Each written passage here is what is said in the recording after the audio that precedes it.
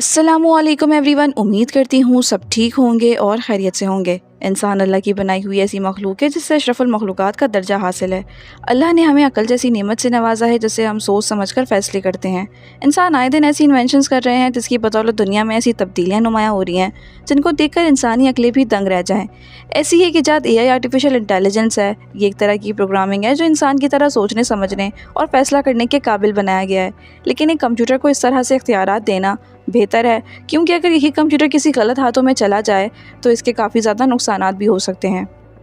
Artificial intelligence यानी AI अब तक की सबसे दिलचस्प इंसानी इजाद है जो कि शायद आगे चल के इंसान की सबसे बेहतरीन इजाद साबित होगी, क्योंकि हम इंसानों ने इसे इस तरह बनाया है कि अब ये खुद ब खुद अपने आप को बेहतर से बेहतरीन बनाने में लगी हुई है। ये मशीन रोज़ अपने आप को कुछ नया सिखा रही है ताकि ये इंसानों से भी बेहतर बन सके। लेकिन ये आर्टिफिशियल इंटेलिजेंस आगे चल के इंसानों की दुश्मन बनेगी या दोस्त, ये हम अभी नहीं कह सकते। मगर एक बात दावे के साथ कह सकते हैं कि बहुत जल्द ये आर्टिफिशियल इंटेलिजेंस टेक्नोलॉजी से बने रोबोट इंसानों की जगह लेने में ज़रूर कामयाब हो जाएंगे। इसी तरह कुछ अर्से पहले एक तस्वीर सोशल मीडिया पे नज़र आ रही थी जिसमें दुनिया के सबसे अमीर और टेस्ला कंपनी के मालिक एलन मस्क को रोबोटिक लड़की के साथ देखा जा सकता है, जिसके बारे में ये क्लेम किया जा रहा है कि ये फ्यूचर की रोबोटिक वाइफ है जिसे एलन मस्क की कंपनी टेस्ला तैयार कर रही है और बहुत जल्द आम लोगों को इसे फ़रोग करने के लिए पेश भी करेगी। मज़ीद ये कि इसके साथ रहने और सोने के लिए इसके मालिक को एलन मस्क को उसकी कंपनी टेस्ला एक ख़ास किस्म का मखसूस फिंगरप्रिंट कोड असाइन करेगी और जब इन दोनों का ये फिंगरप्रिंट मैच करेगा तो ये काबिल इस्तेमाल होगी, वरना इसे कोई और शख्स इस्तेमाल नहीं कर सकता। वाकई अगर ऐसा है तो इंसानों को तबाही की तरफ ले जाने वाली इन्वेंशन है, क्योंकि अगर इंसानों की बीवियों की जगह रोबोट ले लेंगे तो इनकी नस्ल आगे कैसे बढ़ेगी। मज़ीद ये कि अगर मुस्तकबिल में भी ये सिलसिला चलता रहा तो घर के काम करने से लेकर फैक्ट्रीज़ और घर के काम को तो रोबोट संभाल लेंगे। इसके साथ आर्टिफिशियल इंटेलिजेंस अगर इंसानों के तमाम डिजिटल डेटा एल्गोरिथम को संभाल लेगी तो इंसान मशीनों का गुलाम होगा, ना कि ये मशीन हमारी। इसी तरह कुछ अर्सा पहले पॉप फ्रांसिस की भी तस्वीर वायरल हुई थी जिसके अंदर इन्हें पफर जैकेट पहने हुए देखा जा सकता है और इसको देखकर आप अंदाज़ा भी नहीं लगा सकते कि ये AI ने तैयार किया है या फिर ये रियल है।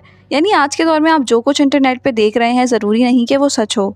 मिड जर्नी जैसे AI रोबोट सिर्फ आपकी एक लाइन से भी कम की कमांड पर हर वो तस्वीर को बना सकते हैं जो आप अपने जहन में सोच रहे हैं। ये आज तो वैसे काफ़ी एडवांस हो चुका है और इसके साथ साथ अभी भी ये सीख रहा है। जैसा कि एक बच्चा छोटी उम्र से सीखना शुरू करता है और वह गुजरने के साथ साथ जैसे जैसे इसकी उम्र और ब्रेन की कैपेसिटी बढ़ती है तो इसके सोचने और समझने की सलाहियत भी बढ़ने लगती है। AI का मॉडल भी बिल्कुल ऐसे ही काम करता है। इसका मतलब कि फ्यूचर में हम इससे भी कई गुना ज़्यादा एडवांस टेक्नोलॉजी को देखेंगे, आपके टाइम से काफ़ी गुना एडवांस, जो कि हम तसव्वुर भी नहीं कर सकते।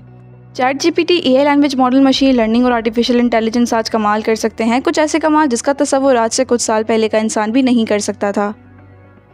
देखिए, AI इंसानों का फ्यूचर है। हम इससे जितना भी रेजिस्ट कर लें आज नहीं तो कल ये टाइम आकर ही रहेगा। इसकी सलाहियतों से भी इनकार नहीं किया जा सकता, पर ज़रूरत इस बात की है कि पूरी दुनिया यूनाइट होकर एक दूसरे के साथ अपनी इस रोबोटिक टेक्नोलॉजी को शेयर करे और सबसे इम्पॉर्टेंट इसके रूल्स और रेगुलेशंस को डिफ़ाइन करे कि इसे किस हद तक एडवांस बनाकर कंट्रोल दिया जा सकता है, और दूसरा कि इसके एथिकल पहलू क्या होंगे, ये इंसानों की सोसाइटी में किस तरह सर्वाइव करेंगे, क्योंकि इंसानों की सोसाइटी में इंसानों के बनाए गए हुए कानून हैं जो कि इंसानों पर लागू होते हैं, ना कि किसी जानवरों पर और ना ही किसी मशीन्स पर।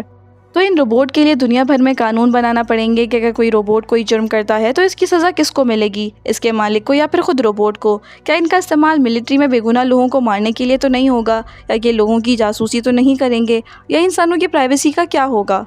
क्या ये रोबोट्स इतने एडवांस तो नहीं हो जाएंगे कि खुद ब खुद इंसानों की इजाज़त के बगैर अपने जैसे मज़ीद रोबोट्स की फ़ौज को तैयार कर लें, जैसा कि हमने इससे पहले इस कॉन्सेप्ट को कई साइंस फिक्शन मूवीज़ में देखा। और एवेंजर जैसे एज ऑफ एल्ट्रॉन में तो इसी कॉन्सेप्ट पर पूरी मूवी बेस करती है कि कैसे आर्टिफिशियल इंटेलिजेंस प्रोग्राम खुद को हद से ज़्यादा एडवांस करके खुद को एक रोबोटिक जिस्म में ट्रांसफ़र कर लेता है और उसे लगता है कि इंसानी नस्ल हमारे मुकाबले में बहुत कमज़ोर है, अब इवोल्यूशन का वक्त है।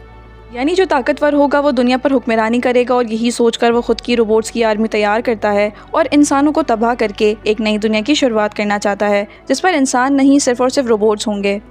अब इस साइंस फिक्शन में तो लड़ने के लिए सुपर हीरो मौजूद थे, लेकिन आने वाले वक्त में हकीकत में इंसानों को इस बारे में मिल बैठ कर सोचना होगा कि जैसे न्यूक्लियर हथियारों को लेकर कानून बनाया गया है और इनका गलत इस्तेमाल सिर्फ मुल्क नहीं पूरी दुनिया के लिए तबाही है, बिल्कुल वैसे ही आर्टिफिशियल इंटेलिजेंस एक धारी तलवार है और यह एजुकेशनल और मेडिकल साइंस, लेबर फोर्स और असिस्टेंट के तौर पर फ्यूचर में काफ़ी डेवलपमेंट कर सकता है। लेकिन अगर फ्यूचर की ह्यूमनाइड रोबोट या आर्टिफिशियल इंटेलिजेंस के खतरे को वक्त पर नहीं समझा गया तो शायद ये इंसानों की आखिरी सदी हो सकती है। उम्मीद करती हूँ आपको ये वीडियो पसंद आई होगी और इससे बहुत कुछ जानने को मिला होगा। So if you like this video then don't forget to subscribe, like and share. Allah हाफिज़ टिल द नेक्स्ट वीडियो।